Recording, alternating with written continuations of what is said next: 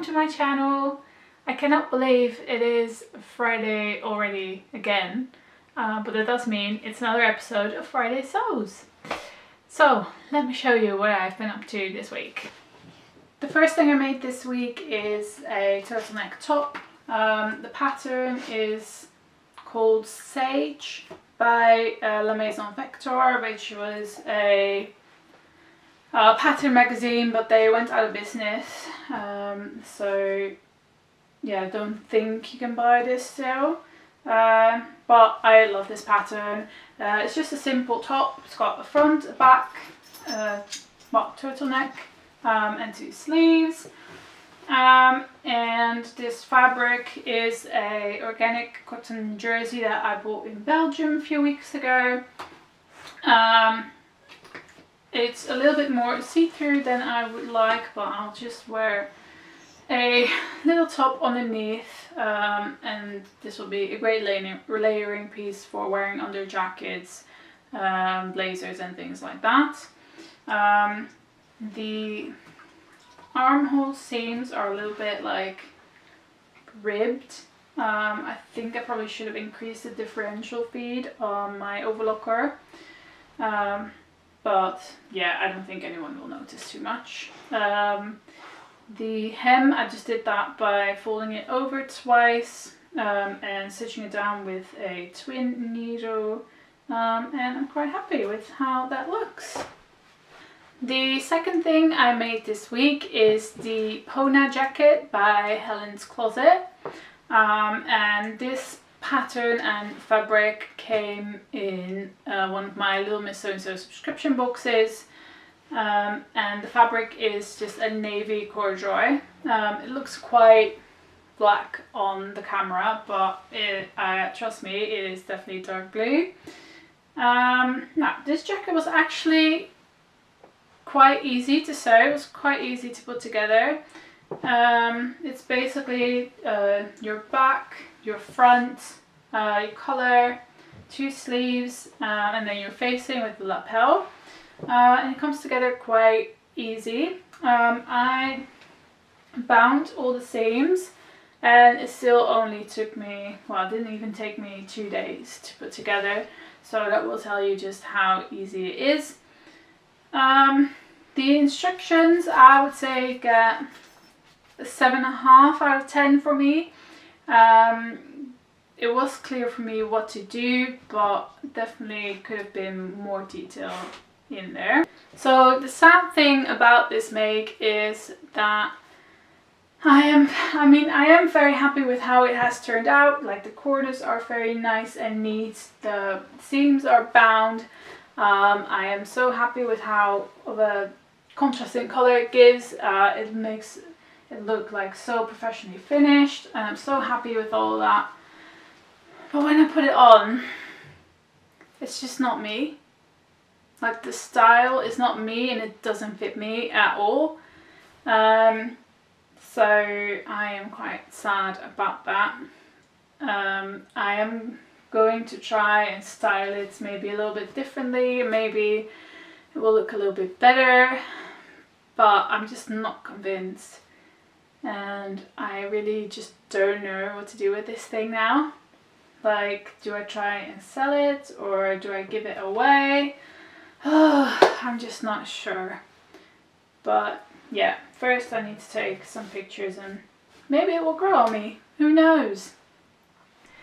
So in regards to what is new this week, if you have seen my vlog last week, you will know I went to the Creative Craft Show last week, and I bought some fabrics.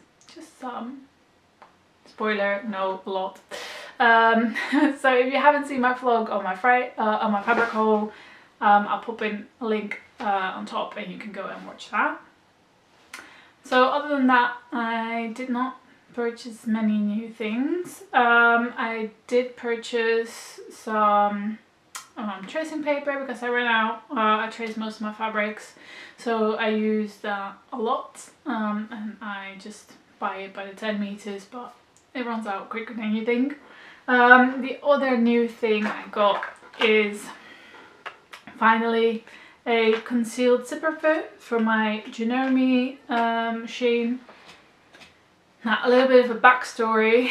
I used to have a Singer machine, quite simple machine, that was just my starting out machine, and I bought a universal concealed zipper foot for that machine,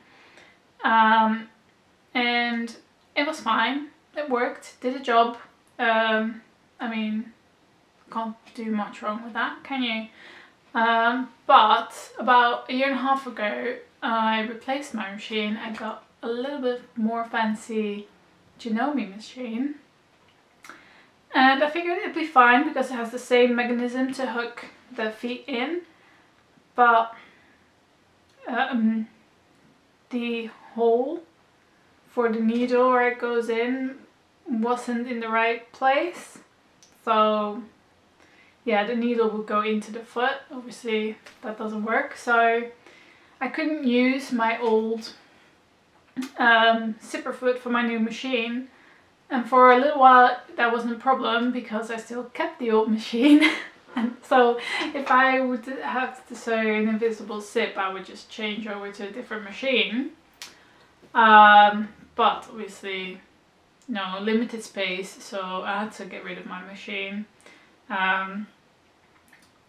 And so I couldn't sew any invisible zips. So a couple months ago I thought, okay, I have this project coming up, I need an invisible zipper foot. So I ordered one, but as it turns out, when it came, it still wasn't the right foot.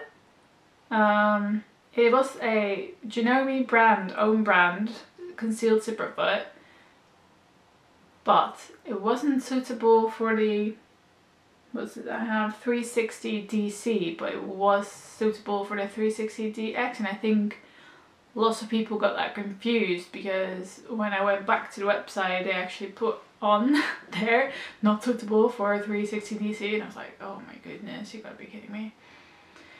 So that meant still no invisible zip foot, but I really want to get started on my Christmas dress, and that has an invisible zip, so I finally took the plunge and ordered the right zipper foot, or at least I'm hoping this is the right one, right? I checked all the things. Apparently my machine is a category B machine and this was a category B machine, zipper foot, so I just fingers crossed, because to be honest I did order it off Amazon, so it could be wrong. It is Janome brand, so yeah, I'm gonna go and test that out at some point. Now there is another thing that is new that is not something I purchased yet, and I'm a little bit umming and eyeing about it, and it is this new pattern by Sarah is her name. I don't really know what her pattern brand is called, but I follow her on Instagram and she released this pattern of a hanbok skirt, which is like a traditional style Korean skirt, and I love that look. And she has a discount running until the 15th, so I am a bit, do I want to buy it? I think I'm going to buy it. I mean, it's not unexpensive, it's £7 now at the discount, so it's fine. It's not that much of an issue. But yeah, I'll pop in a picture so you can have a look at how gorgeous this skirt is, because I think this would be so nice in springtime, with like just a nice top. So yeah, I think I'm gonna go and order that, and I recommend you do the same because it looks amazing. So what am I planning for next week?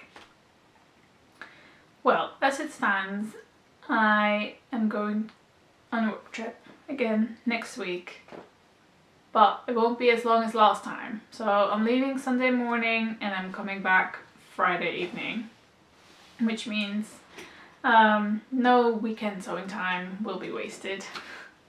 So that's how I like it.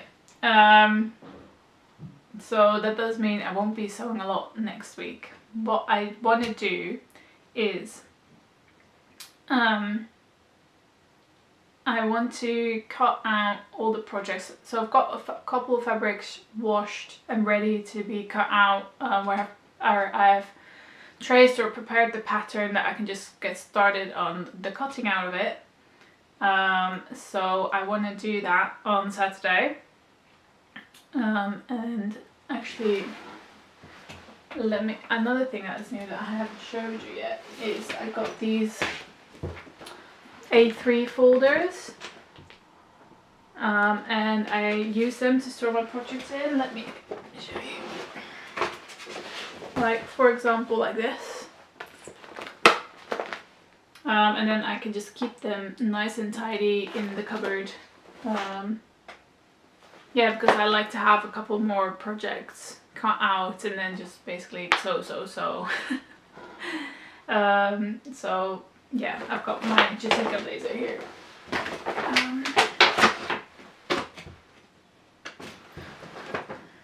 So yeah, that is what I am intending to do on Saturday. And then afterwards I want to like completely clean my sewing room, and it's also an office space, but completely clean it, organize everything. I spent this morning cleaning my machines, getting them ready for the next project, because my last one was a corduroy project, so there's corduroy wires everywhere. So I just want to clean everything, make it nice and tidy, because when I come back on Friday evening, the day after, on Saturday, I'm doing a virtual sewing day organized by the virtual sewing room. There's going to be three 3-hour sessions that day, and basically we're just going to sew and have a chat throughout the day. I've signed up for 2 3-hour sessions. The morning one from 10 to 1 and the afternoon one. So I figured I would just get everything ready to go so I can just enjoy my day of sewing with some friends. So yeah, those are my plans for the next week. I've also hit a bit of a bump with my Jessica blazer, but I think I figured it out now, so I can continue on doing that. Now the projects that I want to cut out are my Harleen dungarees. So I've had this pattern and the fabric for quite some time, and it's really time to sew it up. I cut out the pattern last week. The fabric is washed, ready to go.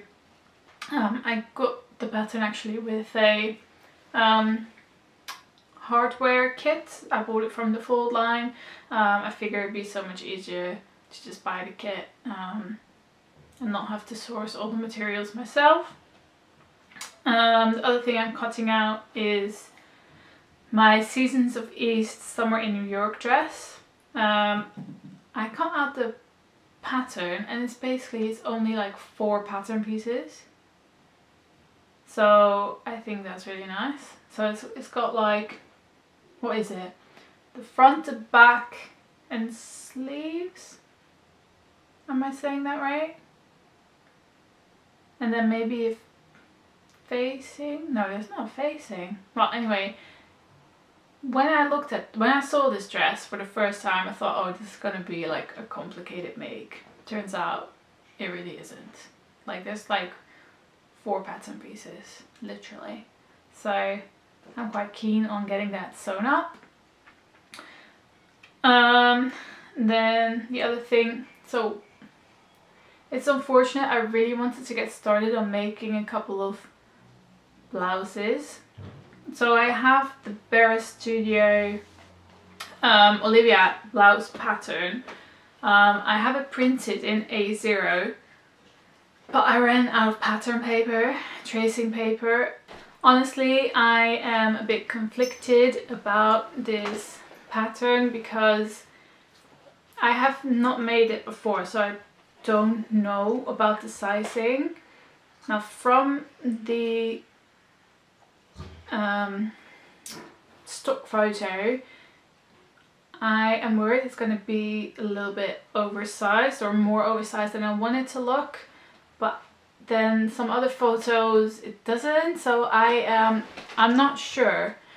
So I don't want to cut into my A0 pattern, because if it's not the right size I will have to go and get it printed again, and I don't want to do that. So I have to wait until my tracing paper comes before I can get started. But I really do want to get started on that one. Okay, so maybe what I'll do is, because I know I believe the tracing paper is coming after I've left, or I have to do fingers crossed and hope that it arrives tomorrow, because then there's no issue, I can just trace it. But what I could do is just trace it during the virtual sewing day. It is easier chatting without having the machine on there as well, so without the machine making noise is what I mean. So yeah, we will see about that. So there's not a lot of plans for me this coming week because I'll be away, but I am very keen on hearing your plans, so let me know in the comments, and for now, let's go sew!